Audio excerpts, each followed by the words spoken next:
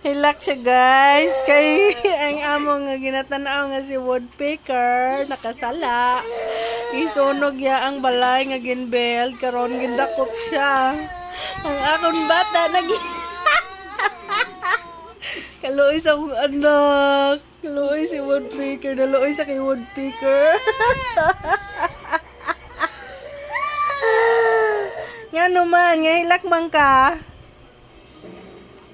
Wala na si woodpecker, gipriso na, kay ginguba niya ang balay.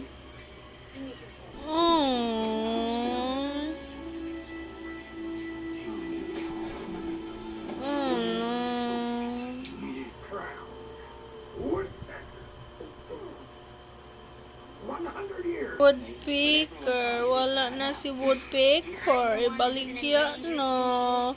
Luoy si woodpecker.